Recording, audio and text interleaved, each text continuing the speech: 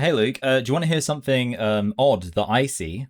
Lots of black people in the past, when there famously weren't any black people in the past. Black S- people came into existence in 1619. Yeah, no, I'm talking about, of course, the Odyssey, where there's been some criticism, and this is from Fox News, where I get all my racial politics news from. Christopher Nolan calls criticism of, quote, the Odyssey casting decisions irrelevant. Nolan says pre-release criticism is always irrelevant amid race-swapping backlash. Do you y- agree? It's just irrelevant.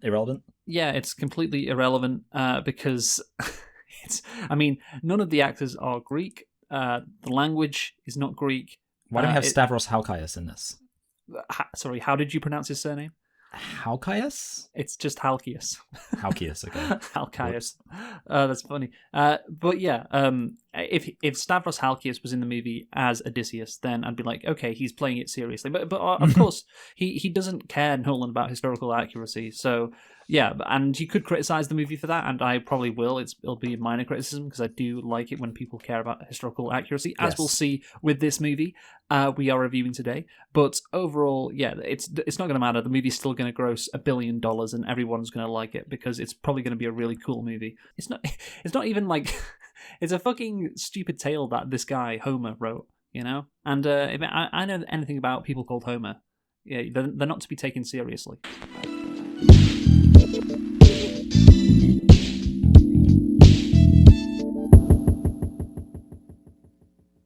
Hello and welcome to Select and Reflect, the movie review podcast where we look at films that have come out in the near and distant past to give them a couple of watches and evaluate them beyond first impressions. I'm your host, Michael, and I'm joined as always by my co-host, Luke. And this week, we are celebrating the 20-year anniversary of the release of the movie 300. And we are, of course, also, as indicated by the cold introduction, celebrating the release of the Odyssey by looking at another Greek epic, and that is 300. So Luke, why don't you tell us a thing or two about 300? Sure thing, Michael. Yes, we are reviewing 300 today because of the upcoming release of the Odyssey, which is another epic historical movie about some Greeks, and that is just as historically accurate as this one. Well, in actual fact, Michael, this movie 300 came out in 2007. It was premiered at some. Oh, what was it called? It was But Numathon on December the 9th, 2006. Oh, that would have been where I saw it. Yeah, and it was actually released in March 2007. So yeah, it's a 2006/7 movie. But yeah, 6, 7. there you go, perfect. But yeah, we're reviewing it today because yeah, it's quite similar to it's quite similar to the Odyssey in some ways, and of course, yeah, it's an interesting movie to talk about. So yeah, let's get into it. And also, it does share a similar plot point to the Odyssey, of course, because you have this guy, this warrior king who has left his home, who's left his wife and his kid, and gone off, to serve his country. But of course, the Odyssey is about Odysseus trying to get back, and yeah, Leonidas Yeah, does like a not go coward. back. Yeah, like a coward, exactly. He doesn't manage to get back to Sparta. So, 300 is a 2006 epic historical fantasy. Wait, what? Action film directed by Zack Snyder. How is it a fantasy film? I don't know. I think there's a black person in it. Yeah, that's a good point. No, but that's okay though because they're the bad guys. Yeah, that's So it. is it this?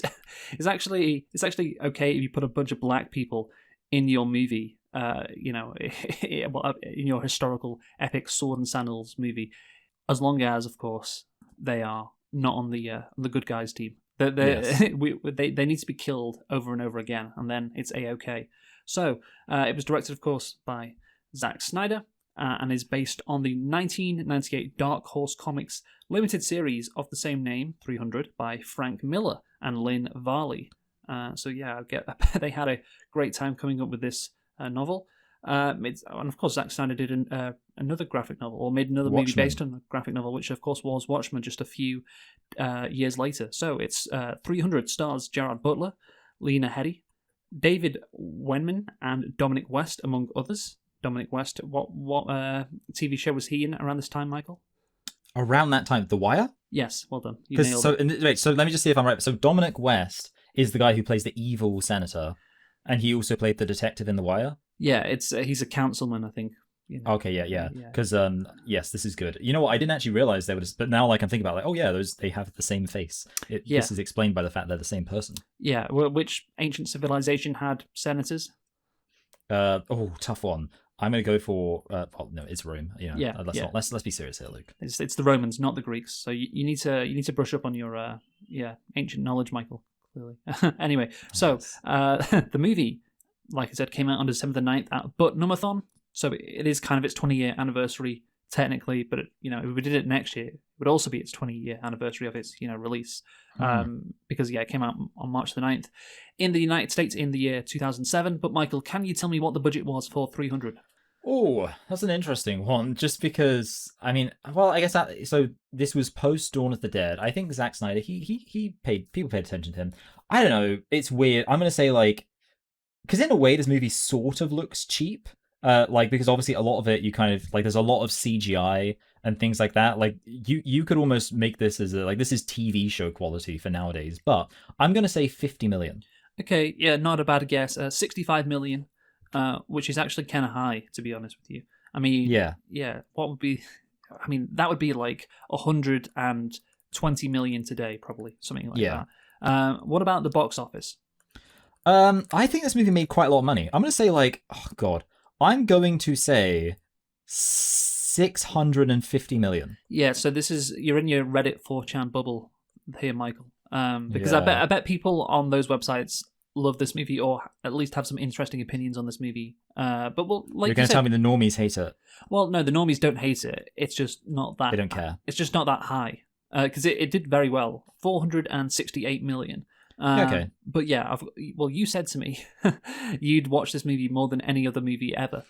Yes. Yeah. So, and again, I know which websites you frequent, and I know what this movie appeals to a certain kind of demographic. So yeah, I think it's not as high as, what did you say, 600 million? I said even worse. I said 650. Oh wow, yeah, I should kill myself. About 200 million off. If it made 650, that'd be insane. But yeah, just around 470. So Michael, can you tell me whether you liked 300?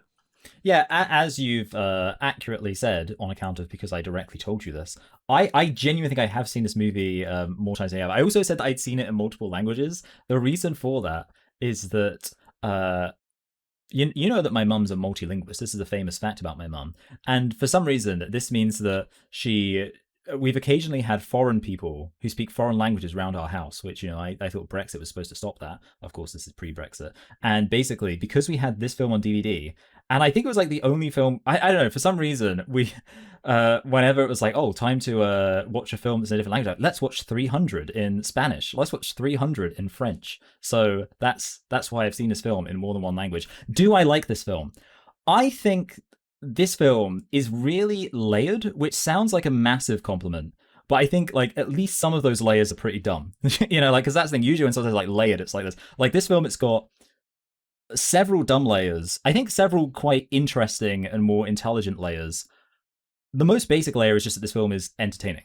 This film is just crazy. And I guess the answer is yes. Yes, I did like this film. In fact, I guess I like this film quite a lot, but for different reasons than when I liked it as a kid. But I also still quite like it for the reason I liked it as a kid, which is that, it's just crazy with the fighting, and I also think that there are aspects in which it's there's ways that it's well made, just kind of stylistically. The fact it has such a clear style, I think. I was going to say that's unique about it, and I do like that as well. Yeah. Yeah. So overall, I would say I do like it, and I like it quite a bit. What do you think? Yeah, so I'll compliment the style, as I just said. I think that's cool, and we'll get into why Zack Snyder chose to make the movie look like this. Because, visually, I think it's neat. But what about the actual substance of the movie? So, I would say I don't really like it because, look, I think it's a decent movie. I think the plot is decent. There's some interesting characters. Of course, the action is good. And it's memorable. It sticks with you because certainly when this film came out, there wasn't a lot of movies that looked like this, and of course there still isn't today. However, then if you dig a bit deeper, it's what's called problematic in several ways, and then you consider the culture that exists today, particularly with the online right wing on some of those websites that I mentioned previously, and you put it in the context of the modern day, and everything that's happened since this movie came out. And I think you have to do that because, just like Kamala Harris said, you're not a coconut. Oh, what the fuck did she say? She said you didn't fall out of a coconut tree. That's it. You didn't fall out of a coconut tree. No, you exist in the world around you. So I'm watching this movie. I see tons of fucking right-wing bullshit like slop on Twitter every day since Elon Musk has taken over. That's what's happened in the last few years. And I just, it's eye-rolling and it's pathetic and it's ridiculous. And then I see this movie and it's like, oh yeah. I mean, I've seen this movie before. I can't remember the last time I saw it, but yeah, this isn't my first viewing of this movie. I'll just say it right now. Basically, this movie is promoting fascism and fascist ideals. Yes. And that's what it's doing. And it's doing it in a way which, the online right-wing weirdos who I see every day, they would endorse it. Like, it's like they made this movie, Is that like their wildest dreams and, their imaginations, all came together to create this movie, even though it came out in 2006/2007. So yeah, that's why it's impossible to separate it, in my mind at least, from what I see it every day, even of course if it did come out 20 years ago. That's a problem. And of course, I mean, the other thing I should say, I mean, obviously talk about the modern day. There's also the fact it came out around the same time as the war in Iraq. Like, obviously, it's post 9/11, so you could, I think, relate this film to, and I don't want to step too much on our toes in terms of the theming and stuff, because obviously we'll talk about the theming a lot. But yeah, you could, I think, probably relate this to some of the attitudes around the fact the Persians were obviously Iranians. Although I will say, I do wonder whether or not the average kind of Bush supporter, like kind of your old school Republican, would even know to associate the Persians with the Iranians. But whatever. Maybe not. Yeah. But I think right now of someone like Pete Hegseth, the Secretary of Defense in the US, who constantly goes on about he's like a Christian nationalist who's like, oh yeah, we must defend Western civilization and its values. Very like right wing in a modern kind of online groipery way. Yes. And yeah, he'd love this movie. This is probably like his favorite movie. So it's like those kind of people. This movie is like a fever dream that they've created, and it's come to life, and somehow came out in 2007, and it was directed by Zack Snyder. So yeah, it's interesting. But yeah, let's get into the plot of 300. Yes, the film, like its source material, is a fictionalized, cool, unwoke retelling of the Battle of Thermopylae in the Greco-Persian Wars. The plot revolves around King Leonidas, who leads 300 Spartans into battle against the Persian god king Xerxes and his invading army of more than 300,000 soldiers. The battle is said to have inspired all of Greece to band together against the Persians and helped usher in the world's first democracy. As the battle rages, Queen Gorgo attempts to rally support in Sparta for her husband. I'm sorry, how many times I said I'd seen this film? I had no idea she was called Queen Gorgo. Yeah, well, I don't think her name is ever said. I don't blame them. That's a terrible name. Yeah, I think it's just like my queen. That's what Leonidas says, and everyone else says. That's what. She's a 10 out of 10, but her name is Gorgo. Yeah. By the way, since we're talking about her, I was going to mention this later. She gives an awful performance, like truly awful, like befitting of a fascist movie. What you call? It's a Lena Headey. Lena Headey. Yeah, like she is really bad. Oh, she plays Cersei Lannister. Okay. Yes. So yeah, that's the associate. Yeah, because that's the funny thing. She's in that movie, that show too. Yeah, she's much better in that from what I've seen. I think I think it partially is. I think that it's one of those situations where the Cersei Lannister character happens to. I think like sometimes you can get actors who aren't very good actors, but they happen to have characters who just line up with the way they are. Yeah. Like I could probably play. If there's certain characters I could probably play well because they just be characters who are like me already. Yeah. She doesn't seem to be like a wise queen. She seems just to be quite like bitter and resentful and big grumbo. Yeah, I don't think the Lena Headey plays her well, but again that could be down to Zack Snyder's poor directing, but whatever. In terms of the actual plot, because I've talked a lot about the culture surrounding this movie and messaging. Also, yes, exactly, it's messaging, what it's trying to say, but just on the face of it, it's a good story because it's quite simple, but it's effective. There's good characters. and it's interesting, and it does have a decent ending too. I do think the ending is quite good into plot wise, and yeah, you have of course this B story going on back at home in Sparta, which is connected to the wider war, and yeah, it all lines up very well. Let's talk right now about Dilios, because when talking about the plot structure, it's important to point out that the movie is told from the perspective of Dilios, one of the 300s. Yes. Yeah. So what do you have to say about him? As I said, this film has layers, because obviously the kind of first critical layer would be to say, oh, this movie is like totally historically inaccurate. That's really stupid. But of course, the then thing that someone says, if they're like, oh no, I'll do you one smarter. Actually, this film, it has, oh, this is a good term, a meta narrative. So obviously, this is a film where there's a reason, an internal logic within the film why it's being told the way that it is. And obviously, the fact that it's Delios is telling a story, like that explains some of why. I mean, obviously it explains a lot of the fantastical elements, because I know that, for example, in the Homer's book, which I haven't read, but I know there's a moment where Achilles fights of course this is the Iliad rather than the Odyssey, but who cares? Achilles fights a river god because he's so sad about his gay lover being killed. And so yeah, obviously, I mean, obviously the Odyssey has all sorts of fantastical elements. So that works. Greek people love to embellish these stories, whether it's the Trojan War or Thermopylae or whatever. They like to embellish stories with fantastical elements, and of course, it also could be argued explains why the Spartans just so cool, so awesome, so epic, and the Persians are so gay and shit. All right. Okay. So yeah, I think as a meta narrative device is quite interesting. Yeah. Okay. But is Dilios meant to be an unreliable narrator? Because that is a phrase that exists, of course. This guy's telling a story, but it's not actually meant to be true. But I don't think the term unreliable narrator works for Dilios, because yes, what he's saying is being exaggerated, but you're meant to trust him. I think the movie wants you to trust him. He wants to say that the 300 and the king Leonidas are legends, and these legends are meant to be emulated. He's not. Yes, he's telling stories which aren't accurate, but he is not misleading, if you understand the distinction there.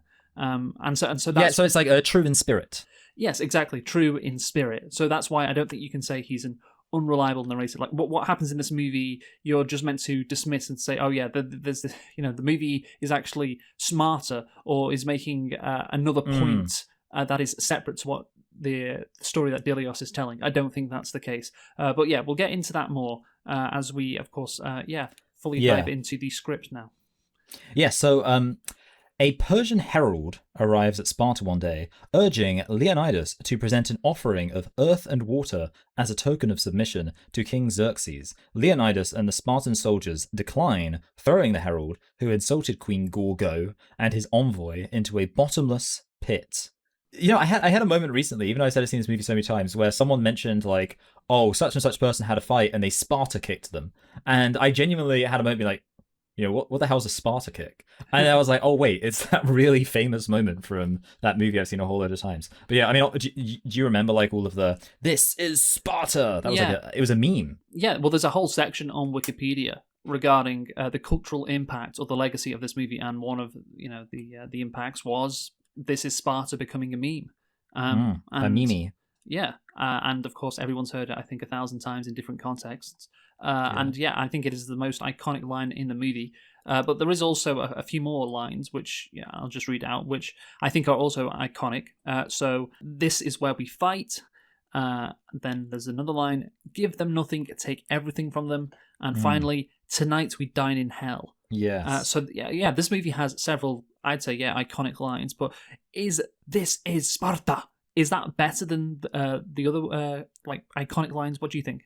It's one of those things, they say, brevity and all that, because I do think give them nothing, take from them everything. That's that would absolutely get me going just before a huge fight. I think so. Give me Sparta. I think that is the most iconic. Sorry, this is Sparta. I think is the most iconic. I'm not sure. Yeah, I'm not sure if I would say that's the kind of the. I mean, it's obviously not an intelligently written line or anything like that. Yeah, I know. It's a solid line. Yeah. It's fine. There's beauty and simplicity. Yeah, I think it is beautiful. Beautiful. But I think it works because it's simple and it does sum up the movie. Because, the Spartans have values which are quite different to the Persians and other societies. So, and that action after he says this is Sparta, shows that. I did get the one of the lines wrong, which you corrected me. It was take from them everything instead of take everything from them. Which I think the actual line sounds better. And I like how these lines, by the way, are evenly spaced throughout the movie. In terms of the start, it's a good start. We get a couple of flashbacks to when Leonidas was a boy. Just showing the brutal savagery of the of the Spartan society that he's growing up in, but that's okay. It's necessary, to defend Sparta. Yes. And when are we gonna review the movie Meet the Spartans? By the way, I've actually never seen that movie, but I feel like it must be so bad. When did that come out? Oh, I don't know. I'm gonna guess 2009. Yeah. Meet the Spartans. Maybe 2008. Oh, 2008. Yeah, that was soft. Oh my god, it's so badly reviewed. Holy shit. Yeah, well, I knew it was it's crazy. Yeah, these parody movies often are really bad, so that's not surprising. I do think you could do a really good parody of this movie because it is kind of ridiculous. Oh yeah. Well, the thing is, the only thing I literally remember is obviously they start off with the whole if the baby had been small and puny, it would be killed. And apparently, in the parody, they look down and it's baby Shrek. This is what I've been told. It's the baby looks like Shrek. Okay. Is the joke. Yeah. It's funny that these parody movies from the 2000s, they kind of sound like if AI created a movie, a parody movie. But obviously AI was not around back in the day. Wait, Luke, I need to send you the image. So I Googled, and this is that's so stupid. Wait, I just sent it to you. Yeah, I can see. Yeah, no, that is quite stupid. Yes. There you go. These were the people writing stuff in Hollywood. And to be fair, isn't there a new scary movie parody that's just come out recently? And that'd be good. It's quite bad, unsurprisingly. Okay, yeah, never mind. Nobody can do good parodies anymore. Let's get into your first talking point, Michael, which is the fact that this movie is a myth. Yes, this story is framed by a voiceover narrative by the Spartan soldier Dilios as an unreliable narrator. Dilios introduces various historical inaccuracies and other fantastical elements, placing 300 in the genre of historical fantasy. So, yeah, obviously, we kind of already spoke about this a little bit, where this is obviously... It's like the way you might phrase it, we're looking at Spartan propaganda. And there are certain movies that do this thing where you can tell that the framing of the movie is intentionally a product of the people within the universe. But I kind of get what if I understand correctly, your issue with this idea of him being an unreliable narrator is that we're not supposed to understand this as dishonest or underhanded. This isn't like he's lying to us. I will say this, because I have to mention this now. One of the stupidest takes I've seen in this movie is someone claiming that this movie is making fun of the Spartans. They were like, no, obviously this movie is... Because, obviously this was surrounding the whole, is this movie fascist? What is the messaging around this movie? Someone's saying, well, obviously the fact that this movie shows the Spartans as, murdering babies and stuff like that means that clearly we're supposed to be laughing at them. And it's no, that is obviously not how this is presented. And I do basically agree with you that ultimately he's an unreliable narrator, in quotes, in the sense that he's not saying stuff that is literally technically accurate. And obviously he's embellishing things. But yeah, I think we're 100% supposed to interpret the movie as him embellishing things to get at a greater, if you like, spiritual truth about the righteousness of the Spartan cause. Yeah. I think that's accurate. But yeah, I do want to talk right now about the fact that this, of course, it's what happens in this movie is it's fake history, and of course, it's about the glory and importance of a myth to the foundation of a nation. Founding fathers. Yeah, and this, of course, is Sparta, and that's important. But of course, the myth matters. What is this myth? It's a myth about how these white Greeks beat back the savage brown Persians, and again, that I'd say that's quite problematic. And this is the kind of history that the West is best white nationalists won. And I think Wikipedia sums it up very well, which is it's historical fantasy.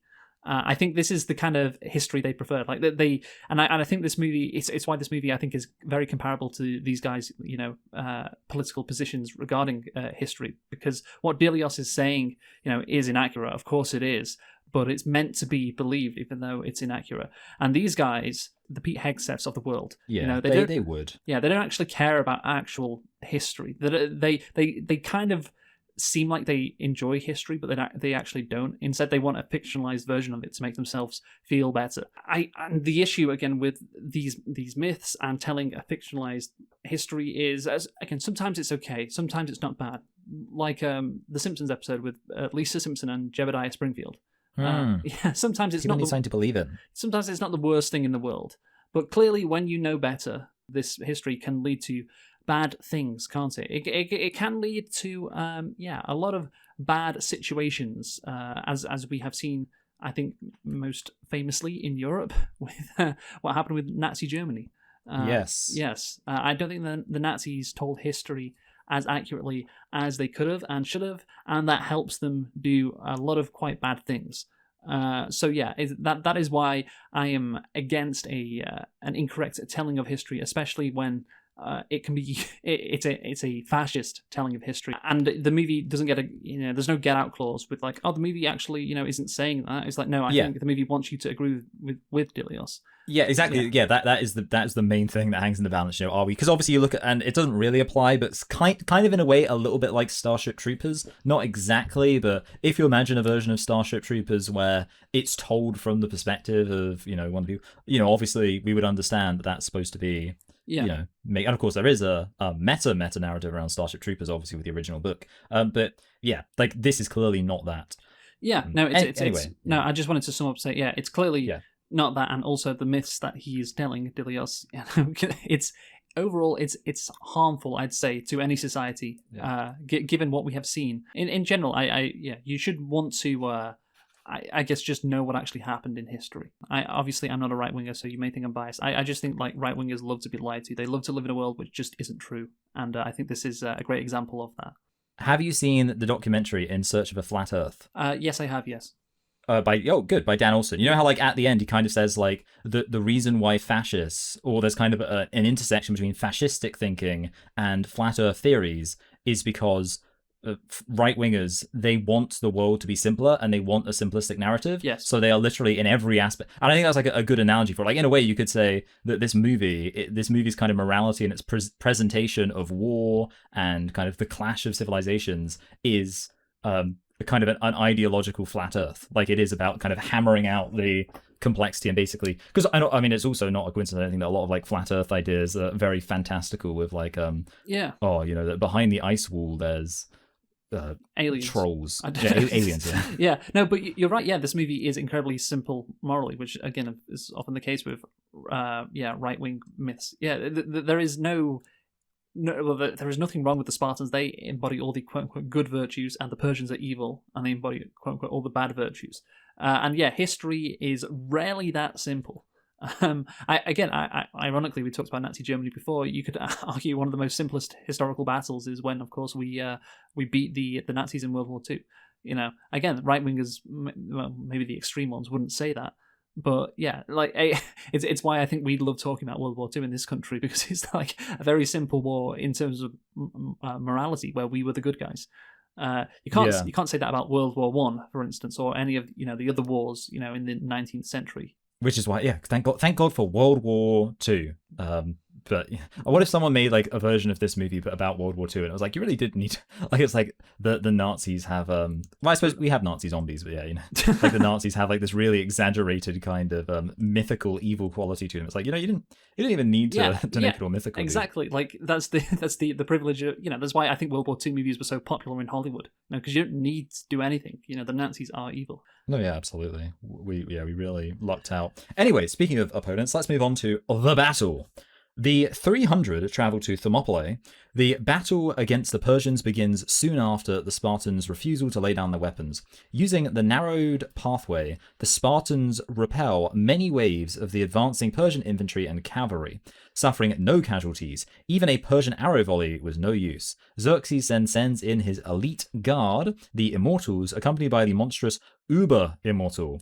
But the Greeks once again triumph, suffering only a few Spartan casualties. I will say, complimenting the movie, Although again, I don't actually. I assume maybe this is part of the original story, but whatever. This movie's telling the original story, so I guess it gets the benefit by proxy. The reason why it is that he only has to bring 300 is like really clever. That ultimately, because we haven't really mentioned this, but the Spartans aren't allowed to go to war because it's a holy festival. So he is like, well, in that case, I'll just travel with my 300 bodyguards, and obviously, yeah, like that. That's like quite a clever way of having the constraint that there can only be 300 Spartans because that's, I guess, pretty much the maximum number he can get away with while still having plausible deniability that, hey, I'm not declaring a war. I'm just traveling around with my 300 bodyguards, and if someone tries to attack me, well, obviously my 300 bodyguards have got to defend me. That's not a war. I thought that was that's quite clever, I think, and I do like that. Yeah, I think it is clever. I do like the Spartans' tactics, and yes. This is when we're actually talking about the plot and not everything that surrounds the movie, because I do think, yeah, the Spartans doing what they do, led by Leonidas, it does all make sense. And yeah, of course, they tried to block off this passage, which is historically accurate, I do believe. Oh yeah, no, yeah. I think the fact that they do it at this like a choke point is definitely historically accurate. Yeah, and this is the part of the movie where we get 30 minutes of battling. Yes. Yeah, it's I say it's the weak point of the movie because we just get the same thing over and over again. But I guess this is what you come to the movie to see. These kind of battles. But yeah, it's a simple movie, and yeah, I think Zack Snyder puts in a lot of effort into these battles. It's just a shame that it was. Well, I say it's a shame. A lot of things are historically inaccurate. Of course, it's going to be historically inaccurate, given what we've said about this movie. But yeah, you're going to get into some of the issues with with this movie regarding its accuracy. Yes, so let's talk about historical inaccuracy with the battle. The movie frames the battle as King Leonidas and exactly 300 Spartans holding the pass against the massive Persian army, dismissing their Arcadian allies as potters and blacksmiths. In reality, it was a unified Greek coalition. While there were 300 elite Spartan hoplites, they were accompanied by roughly 7,000 other Greek soldiers from various city-states, including Thespians, Thebans, Arcadians, and Corinthians. Real Spartan hoplites were also defined by their heavy protective gear. The 300's attire would have been suicide in ancient warfare. The Persian immortals were not masked, clawed monsters, nor did the Persian army deploy giant fantasy beasts and battle elephants. Now, I don't know if do you have a source for those final few claims there? No, yeah, obviously. Sorry, I just want to say the elephants are so funny because as soon as I saw, just pull right away. Yeah, I was like, well, obviously, yeah, you would have to be incredibly dumb to deploy the elephants in this scenario. But what the 300 wear is ridiculous, and I'm going to get into that in a bit. But yeah, the biggest issue is, of course, these 300 Spartans, because they're so cool and they're filled with so much respect and honor, and they're so disciplined. Despite them only being 300 strong, they can hold back the Persian army. But no, they were actually joined by 7,000 other soldiers. So yeah, that's quite a big difference, I think. And of course, I can forgive that. Like I said in the opening, I don't care about historical accuracy too much because, yeah, okay, it makes a cool movie. I can forgive the fact that 7,000 Greek soldiers weren't in this battle because like who really cares at the end of the day? But yeah, it is kind of crazy how this whole movie and the graphic novel just leaves out these thousands of soldiers that would have definitely helped the Spartans. There's no way around it.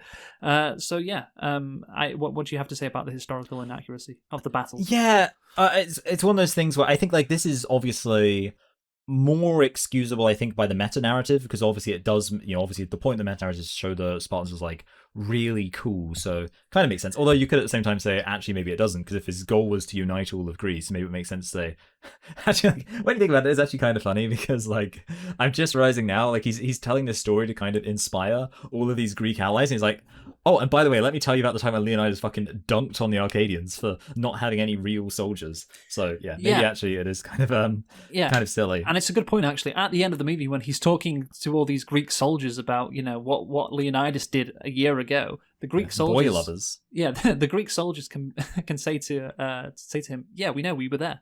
I you haven't mentioned us in the story, but we were there fighting alongside you. So I don't know why you're telling us all this.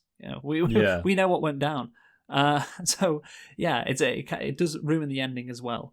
But yeah, we'll get to the ending and the implications of what Dilios is saying to all those soldiers. Yeah, I do. Again, I do think the reason why these monsters and elephants are in this movie, and well, it's problematic in the sense, yes, it is part of this meta narrative and a myth, but yeah, what it's reinforcing is that the Spartans are the light and they're beating back the darkness, the evil darkness.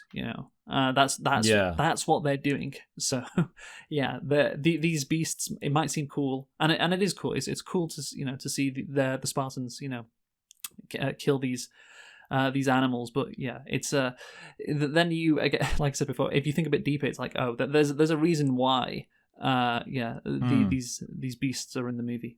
One thing that we must credit the movie with might not be historically accurate, but I would say it's got a very nice style. It's very stylized, especially with its use of slow-mo. Yes, so this is my next talking point. So yeah, you're going to talk about the slow motion and the style.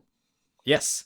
300 is famous for its extreme comic book aesthetic, largely driven by a technique known as speed ramping. Rather than using standard slow motion, Snyder constantly shifted the frame rate within a single shot, accelerating a warrior's sword swing to a blur before plunging the frame into ultra slow motion right at the moment of impact. This technique emphasizes the physics, musculature, and sheer violence of the combat, turning warfare into a series of living paintings. To achieve this hyper-stylized look, the film was shot almost entirely on indoor green screen stages using a digital process called the crush, which desaturated the midtones and boosted the contrast to make the colors explode. This creates a surreal atmosphere where blood spatters like ink, prioritizing the mythic, larger-than-life feeling of a graphic novel. I actually have something very funny to say about this. So I was, as I was watching this movie, just holding my son, trying to comfort him because, babies, they love crying. And so you probably noticed babies, when they're very young, can't see color. And they have very poorly defined vision, and what they say is if you want anything that's going to be interesting to baby, it needs to be really high contrast. And I will say, as I was watching this movie, I suddenly noticed my baby just turning his head and seemingly kind of following the action and just being like, whoa. Presumably yes, because this movie is so high contrast, so just vivid. So that's funny. There we go, that's my compliment. This movie, it's really appealing to babies. Wouldn't you say that's the height of praise? Yes, no, I think that is the height of praise. Yes, that's a really nice story. Yeah, I and like I said before at the start, I do like this style. I think the slow mo thing is innovative. The issue is Zack Snyder kind of copied. Well, he kind of redid that. You can't say copy. Yeah. It's been kind of almost ruined in retrospect by how often it's been sort of imitated, or basically by the fact it's now just become his whole shtick. Yeah, so it doesn't feel as unique. It's not imitating really. It's he's just kept on doing it, even though it doesn't make sense as much as it makes sense in this movie. Because if you're adapting a graphic novel, well, yeah, you do want these really slow shots where it does look like a painting or a picture, and of course it fits in with the action that you're seeing on screen as well, and fits in with the whole idea that Dilios is telling a story. It's a myth. So it's not meant to look realistic. So I think all of that is great. It's a great choice from Zack Snyder, and this, of course, is the movie that made him. I would say, because it was unique when it came out, and people really were like, "Oh, this guy is really good. He knows what he knows what he's doing. He can make a cool. He knows exactly what style to use for the specific movie he's making." Yes, they said he'll never fuck that up 10 years later with a Man of Steel or Batman v Superman. He'll never fuck it up. The reason why he did this style was because of the content, because of what because of the graphic novel, because of the story. So, but yeah, maybe he became a one-trick pony after this, because it's like, oh, it worked here. Why isn't it working for what's his fucking sci-fi movie, Rebel Moon? Yeah. Why? Oh, yeah, remember when you made me watch that, you bastard? Oh yeah, that was great. Yeah, your forfeit. Yeah. Why it worked for 300? Why did it not work for Rebel Moon? Yeah. So let's get on to your next talking point, which is the homophobia in this movie. So yeah, this is quite interesting because we're now going to delve into why, again, the messaging of this movie, because we've kind of talked around the fact that the Spartans are the good guys and the Persians are in the movie, of course, the bad guys, because they inhabit everything wrong with society or whatever. Now we're going to get into the specifics of that.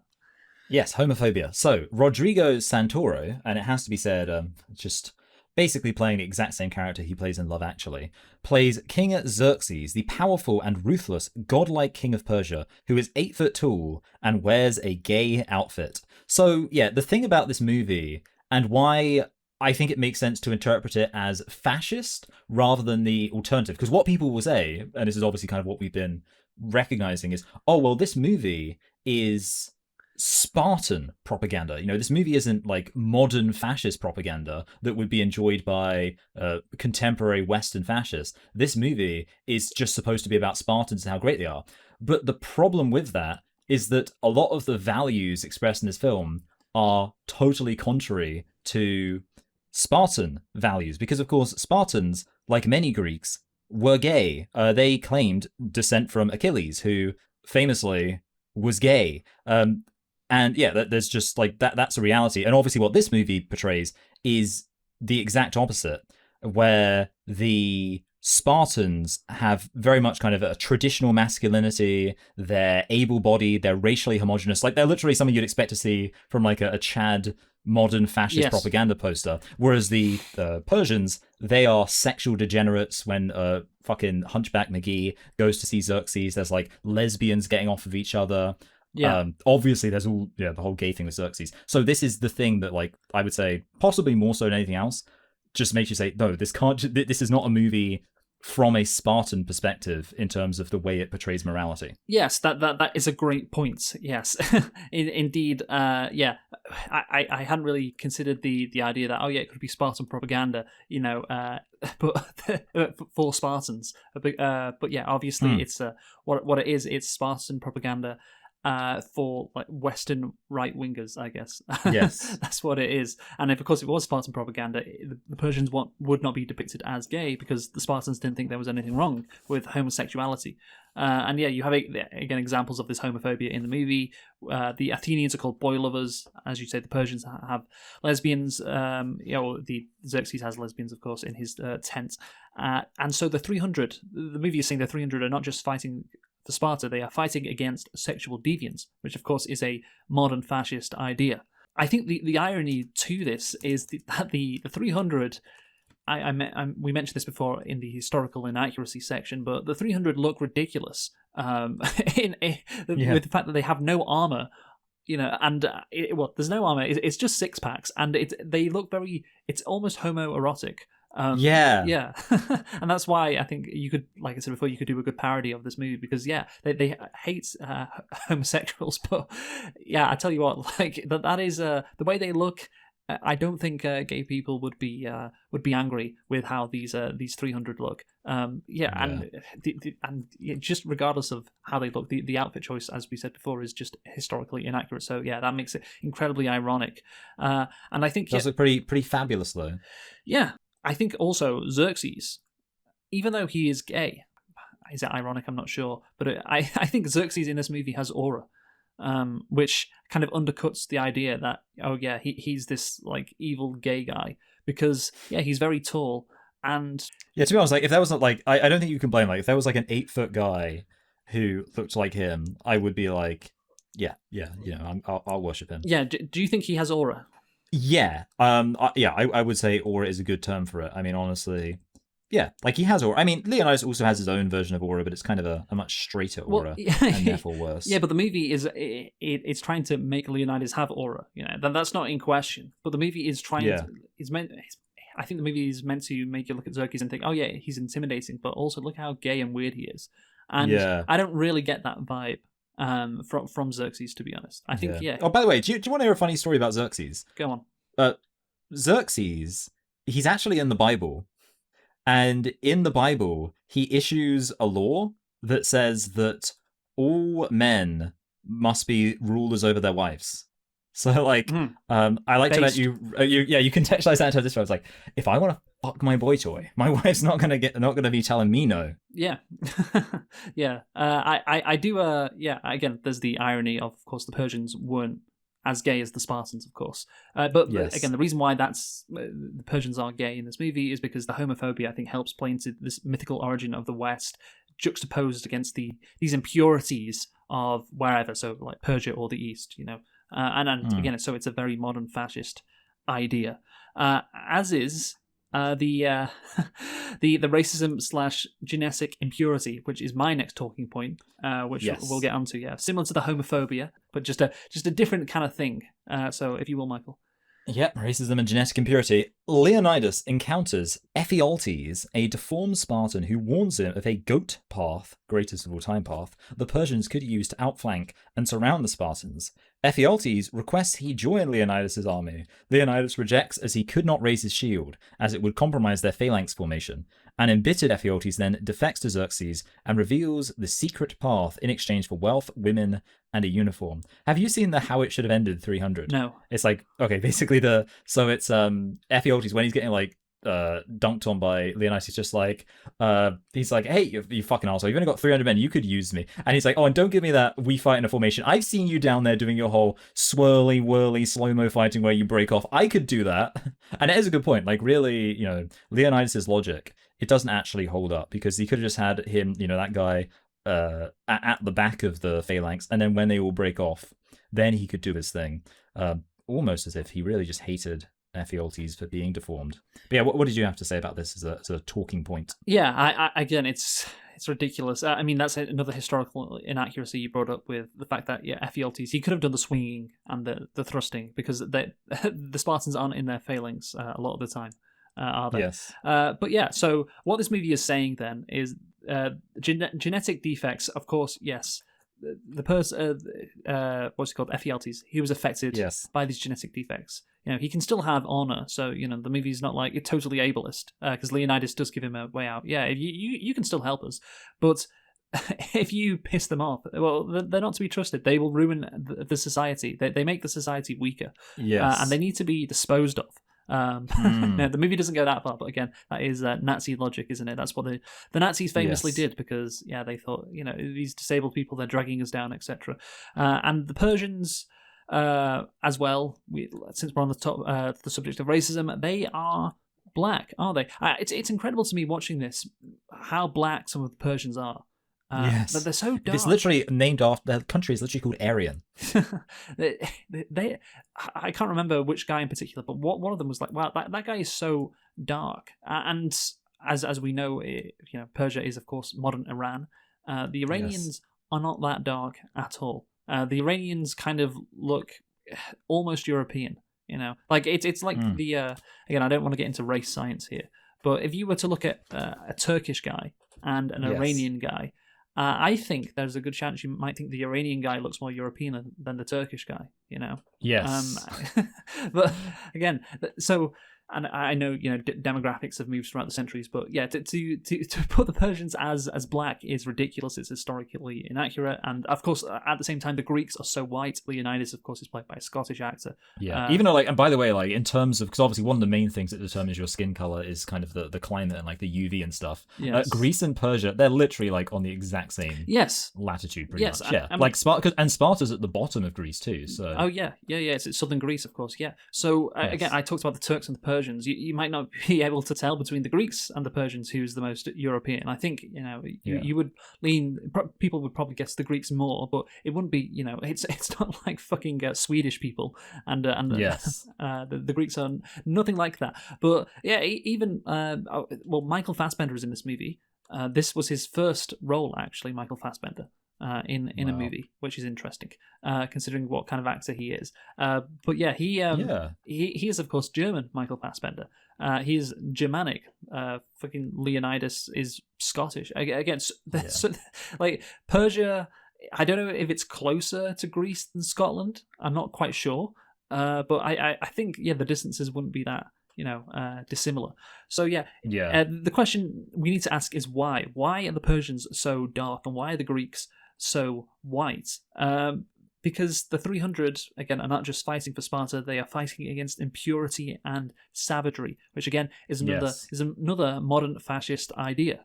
And yes, this racism that is displayed in the movie, again, what it's trying to do is play into the mythical origin of the West, once again juxtaposed against the impurities of whatever, this time again, Persia, or it could be Africa, honestly, given how dark some of these fucking Persians are meant to be.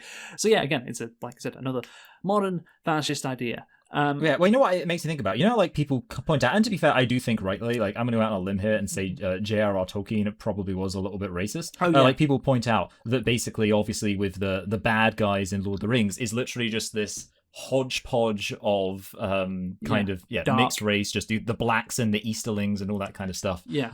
This is kind of like, this movie is like someone just saw that criticism and like, yeah, let's run with that. Yeah. See how far we can take it. Yeah, exactly. And of course, that's not the central point to Lord of the Rings. There's a lot more stuff going on. No, yeah, exactly. That's the thing. Yeah, Lord of the Rings has other stuff going on. Yeah, but this is kind of the central point to this movie. You know, it's not just the Spartans are defending Sparta; they're defending their values, which of course is, you know, straight sex, no homosexuality at all, and yes, the purity of the white race. Again, it's crazy. I do want to get into one more racist analogy because let's talk. So the E4s, Michael, who could they be? Oh, well, I think I know exactly who you're going to talk about. The Freemasons. Yeah, no. Luke, just no. Okay, yeah. Okay, tell me. Then. Jews. Yeah, right. So did you think of that before I mentioned that just then? Sort of. So I do think, to me, like, if you read the film as like a fascist thing, I think the ethos kind of represent like almost like the old decadence of kind of almost like, I think they maybe represent the bureaucracy, and so obviously within a contemporary context, kind of Jews, like the men behind the curtain who interfere. And yes. So specific, is it about the Jews specifically? Because I don't know if it is, but because it's almost like too racist an idea to be considered. I'm kind of saying it in jest, like, oh yeah, the E4s are like the Jews in this movie, because it would just be so racist if it was true. Because again, the way they look, these E4s, they're not that nice to look at, and they're obsessed with money as well, and they prey on and they like young women who they kind of like get delivered to them, just like Epstein Island, just the same thing, and of course they're corrupt. So I don't know if Frank Miller or this movie in general is trying to say the E4s are like the Jews, but given all the other racist stuff in this movie, the other racist shit, it would not be that shocking to me. It would be surprising, but it would be shocking. But it's just so racist that I don't want to say that would be the case. Yeah, what do you think? I will say, by the way, I haven't mentioned this yet explicitly, but it's worth noting, Frank Miller is, I don't know about Zack Snyder, but Frank Miller is an avowed conservative, which is just something worth bearing in mind. That's not surprising, is it? Yes. With that said, I mean, I kind of feel like it's one of those things where I almost feel like you reach a point where you could be anti-Semitic without even realizing you're being anti-Semitic. Because I think, honestly, if you are, I sort of suspect that someone like Frank Miller, and again, I don't really know much about his politics, except for that I know he is conservative because he's given like some kind of conservative interviews, things like that. I would imagine he's probably one of the people who's more likely to kind of support Jews. I don't know, but I will say I think it's certainly a possibility that basically with this movie it's more like it's anti-Semitism, but kind of just through the indirect means of complaining about the thing that people are complaining about when they complain about the Jews. So it's like it's kind of they're saying like, oh, because you do get people who I suppose an unintentional dog whistle. You know, people who kind of they say, oh, you know, the establishment, the main you know. I was going to say the mainstream media, but I think that there's ways that people kind of complain about this same idea of almost like borrowing the rhetoric of Nazis, without necessarily even directly realizing they're doing it, and that's kind of my theory here. I think, maybe that's like I don't think anyone here was. In a way, I don't think the people were kind of smart enough to directly think, and yes, now I'm kind of referencing the Jews. Yeah, maybe that's letting Frank Miller off the hook a bit, or maybe my brain is just too like fried from. Yeah, maybe it's you're the one who's no one's mentioned Jews here, Luke. Maybe you're the anti-Semite. yeah, good point. Yeah, it's kind of like the fucking goblins in Gringotts in it's like, oh yeah, nobody's saying they're Jewish. Oh, why are you bringing that up? Why do you think that they're Jewish? Yeah, exactly. So let's get into the next talking point, which is the fact that the Greeks, or the Spartans specifically, are meant to be defending freedom, aren't they, Michael? But yes. there's some inaccuracy here and some irony as well, perhaps.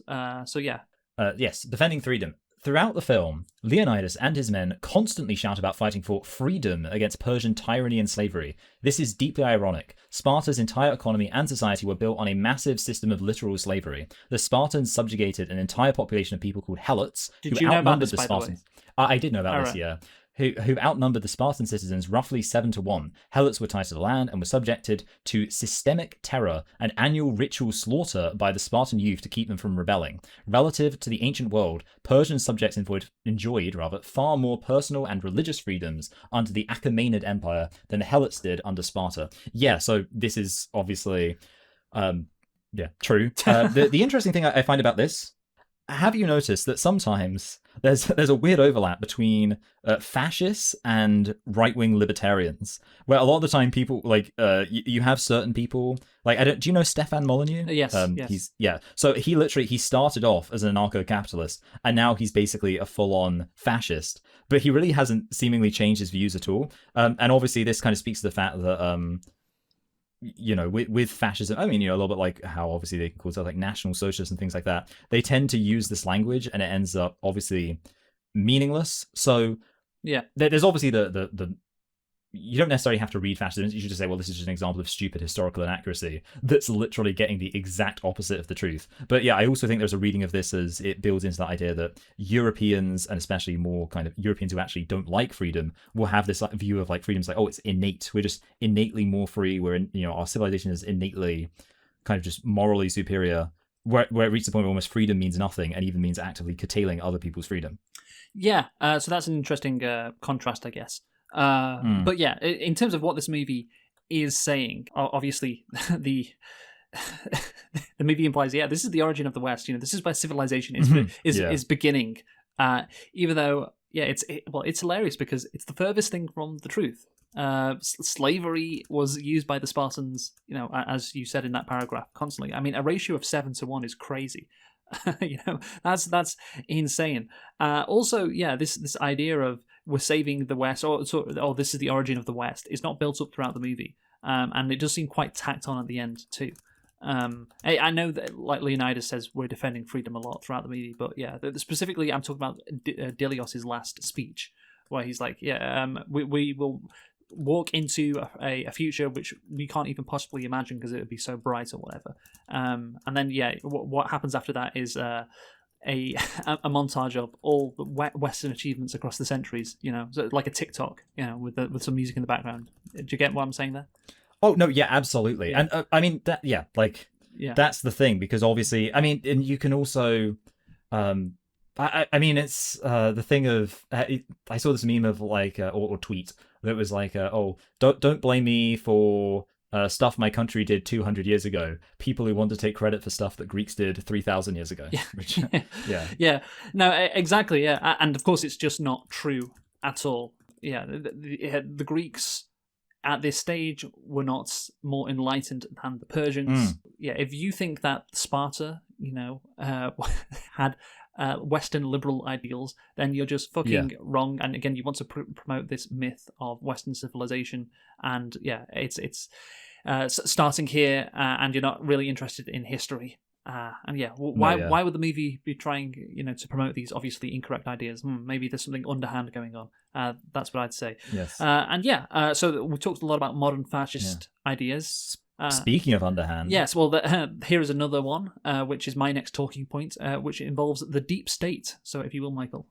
Yes, so the deep state. Queen Gorgo approaches Theron for help, having been permitted to make her plea to the Spartan council to reinforce the 300 Spartan soldiers making their last stand, but Theron rapes her in exchange for his assistance, and the following day he betrays her and attempts to defame her as an adulteress before the council. Gorgo kills Theron, revealing a bag of Xerxes' gold in his robe. The council then agrees to send reinforcements. Yeah, so, and obviously I'm sure this is like so fascist, this idea of like the old political, like Hitler would have just creamed his pants. Can you imagine like Hitler, like if this movie existed, he would have been like projecting this on the walls of the Reichstag. Yes. Like, hey guys, let me show you this movie about like how a bunch of fucking corrupt politicians who, they're just stuck in the old way of doing things, go against the tyrannical leader who's all about fixing everything. Yeah, it's a very modern right wing. I say very modern. it's a modern right-wing idea, which happens everywhere in every society. It's very common. You've got these corrupt bureaucrats, and these, I call them bureaucrats. and these stupid laws preventing the leader from doing what he needs to do. And of course, you mentioned Hitler, but in recent years, of course, this was this is what the right wing in the US said. Drain the swamp. About the issues with Donald Trump's presidency, why he couldn't do stuff. It was all about the deep state was preventing him from doing a bunch of stuff, and the deep state is the reason why Trump can't take down Epstein or whatever, which of course is didn't prove to be the case. I don't think that was accurate either. Again, this is another modern right wing. Well, it is kind of a fascist idea. This is, like you say, Hitler was obsessed with these bureaucrats, and in this movie, Leonidas, the warrior king, Leonidas, he's preventing. He is prevented doing what needs to be done by these bureaucrats and laws, then these bureaucrats have the dishonor of raping his wife while he's away, and okay, it's an exchange for help, but then this guy betrays the queen as well. He's not even, he has no virtue, he has no honor, and of course he is also a traitor who for some reason carries all these coins with him. He can't just put all these coins under his bed. I know, yeah. Theron. He must carry these Xerxes coins. Yeah, these incredibly incriminating coins with him. Yeah. But that's just what these disgusting, degenerate bureaucrats are like. They wear their treachery in public as flagrantly disregarding the will of the Volk. There is this group of people behind the scenes meddling in the affairs. Meddling. Good word. Yeah, the affairs of the state, preventing things being done that need to be done. And that is also the case, of course, with the E-Force, which we already talked about regarding racism, but this is specifically about how they are part of the deep state, preventing Leonidas doing what he needs to be doing what he wants to do. So yeah. Yes, the E-Force. The movie also portrays the E-Force as inbred, physically deformed, lecherous priests. They are easily bribed with Persian gold to keep Sparta out of the war. This was complete fiction. The E-Force were not priests, nor were they outcasts. They were a council of 5 elected Spartan citizens over the age of 30. They served as a check and balance on the monarchy for a 1-year term. They were highly respected pillars of the community. There's a video on YouTube that's basically how Spartan society worked. Like, that's basically the title of the video. And I remember, like, when I was watching it and they explained what the E-Force actually were, I was like, wow, okay, that is quite different. Like, yes. Imagine you like travel back in time, you just like see the E-Force, like, oh, it's just like a normal guy. Yeah. So why is it that Frank Miller wants to promote the idea of the E-Force being these corrupt bureaucrats and not like a check on the balance, a check and balance on the power of the monarchy? It's another modern fascist idea. Unfortunately, this movie has a lot of them, and this is just another. Sorry, I think what you mean is when you say unfortunately, you mean coincidentally, this movie has a lot of them. Coincidentally, this movie has a lot of them. Yes. So let's move on to the last talking point and your last talking point, which is fascism, which is kind of a conclusion on the points we've discussed in this review.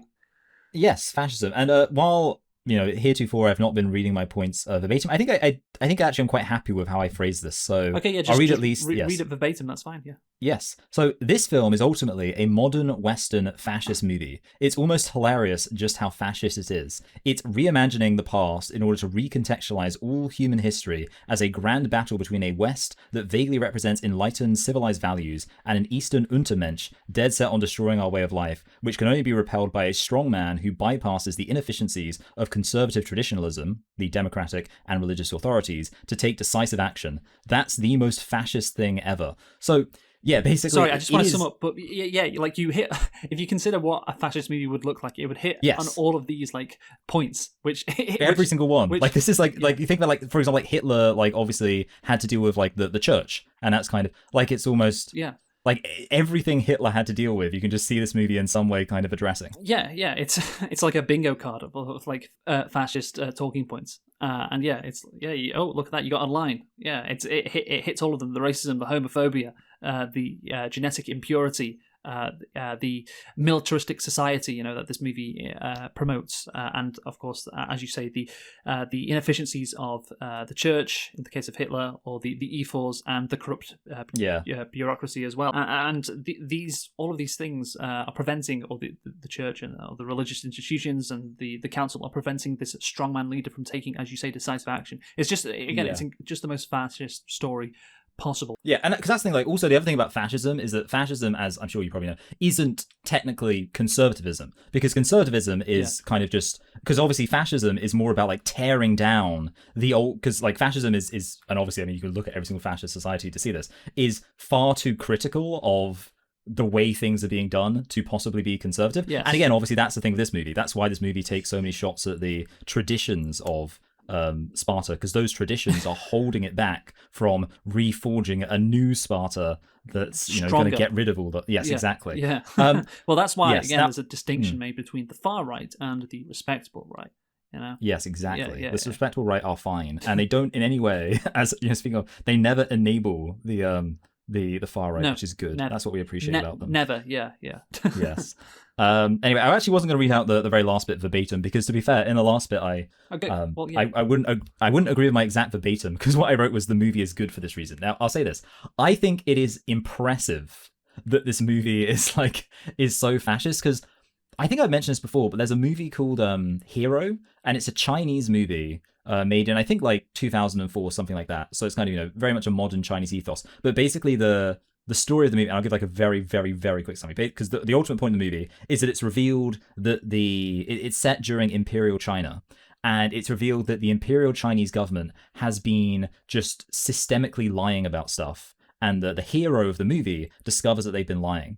But the ultimate conclusion is that he decides that he shouldn't reveal that that they've been lying, because it's important that the Chinese people have trust in the authority of the regime. Just like the Lisa Simpson episode of exactly. Jebediah's. But and I remember like watching that and thinking, oh, that's really interesting, because obviously that's not really, like, you wouldn't get that as I mean, obviously we've spoken about Watchmen. Of course, the way Watchmen ends is that you have the main character Rorschach dies because he refuses to go along with a lie that would maintain order. So I thought that, like, when I watched that movie, I was like, that's really funny, because it's obviously very different to the kind of, because obviously that's propaganda. Like, that movie is very clearly made to be like, the state is good and you should obey what the state says. But I was like, you know what, actually, that was pretty effective propaganda.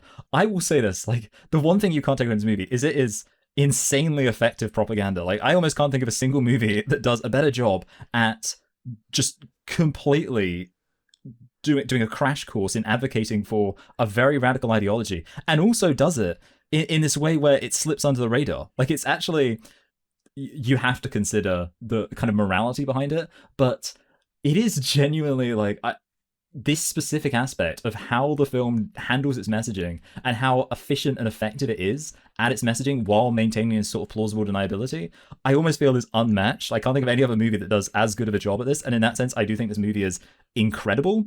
Maybe not necessarily in the best possible way, but I do think it is incredible that it manages to do this. Yeah, I mean, I'm not sure it's incredible, to be honest, that it manages to do this. Yeah, I mean... It looks like I could make a better fascist movie. Well, no, I think...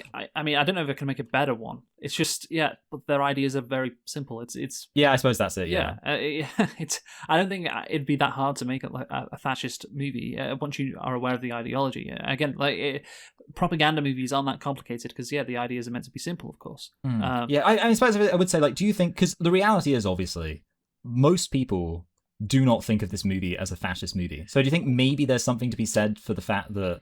Well, I think maybe when it was released they didn't, but I think nowadays they kind of do. Because even though it was released in 2007, and it was just after the Iraq War began, and of course there is a line in the movie that is hilarious where the Queen Gorgo says, freedom isn't free, it comes with the cost of blood, which is just so close to what George W. Bush said while he was president of the US during the Iraq War. But even though that line is stated, I just don't think things were as political back then. I think because of social media and also the rise of Donald Trump and the rise of culture wars in general. I don't think people viewed it as fascist just because of the time. But I think because it's released in 2007, it doesn't mean that if people went and watched it back today, like we have done, they wouldn't come away with the same opinion as us. Like, oh yeah, this is insanely like fascist. It just is. And I do think, to push back on your other point, that it's kind of, you said it's good, and the movie is good for having all these fascist talking points in it. And I again, I know you're not being entirely serious with that.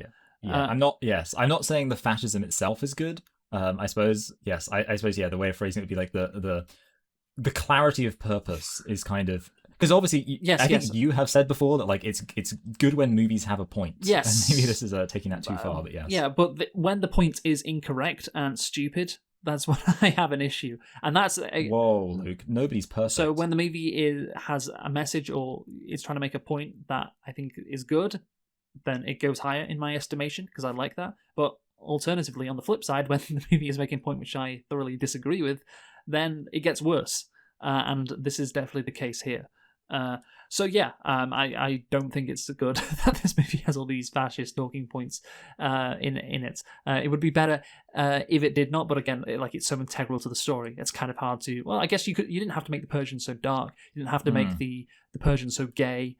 Maybe you like, see, it's really funny because nowadays that would be something that a right wing, like, it's like, oh, this makes me so gay, but you're literally you're standing up for the gays by saying that. But that, like I said at the start, it's fine because they're the bad guys. It's fine. I think Exactly, right wingers yes. would not complain if they were the bad guys, if the blacks and the gays were the bad guys. But of course, in modern movies, that's never the case, and it would be insanely controversial if it was the case.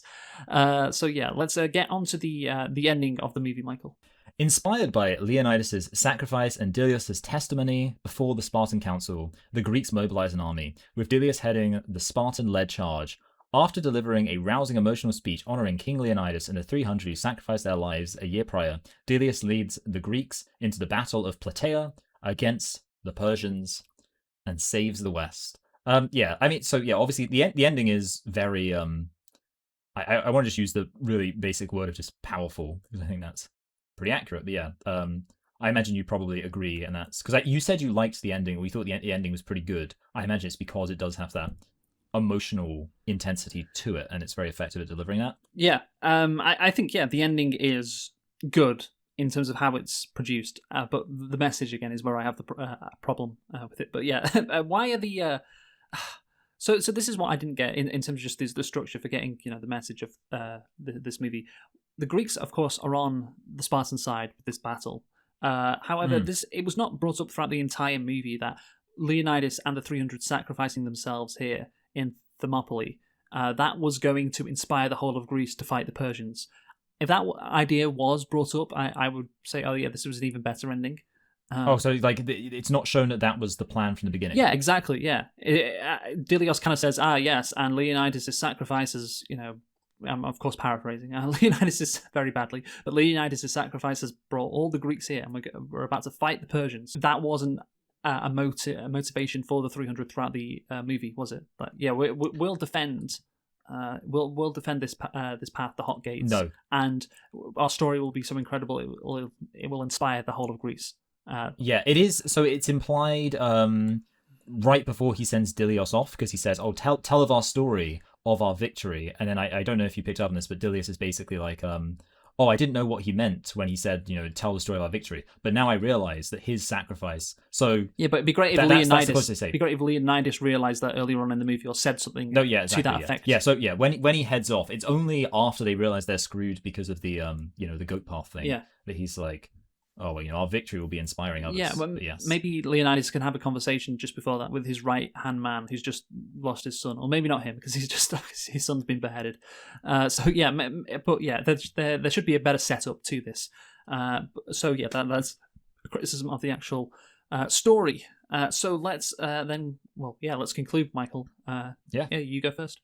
Like I said, the honest to God truth is that I'm probably going to watch this movie in the future at some point, because ultimately it's a weird situation where I think from much like a drug or something, this is a movie that with great power comes great responsibility, because if you are this is kind of a public service announcement, if you are a responsible consenting adult and you think you can handle fascist propaganda in an organized safe environment, then I believe that you should have the right to watch this movie. But I think we should be aware of fundamentally what this movie is saying. Unironically, in a way, when it came to, of course, I have a son, and he has to watch this movie because it's the most alpha badass movie ever. But a little bit like with kind of cigarettes and drinking and things like that, where they say obviously you shouldn't shield children from it, but you should explore it in a safe environment. I'll say okay, son, Today we're going to learn about a thing called fascism. 'Cause that's the thing. But in a way, this movie, I would almost say, in a weird sense, I'd be like, everyone should watch this movie because it's so just crazy in terms of understanding a lot of like contemporary right-wing politics. And I will also say this is one thing that shouldn't go unsaid. The movie is like entertaining with all the like swirly, and it's so like easy to get lost in all the other stuff. And it's also worth noting that we can talk about this movie a lot. With that said, what am I gonna? How can I express all this nuances in a numerical rating? I think I'm gonna say a low 7, which is in a way kind of, if I were to go on like some aspects of this movie, I could go higher than that. Obviously, if I was to really focus on the morality, I could go lower. I think my aspect, in terms of my experience of watching the film, because I don't really engage with it on, or because it's almost like the fascism doesn't affect me. It doesn't make me like the film that much less. That's my take. All right. Well, you're a hero. Just because you're woke. Just because I'm not personally Persian.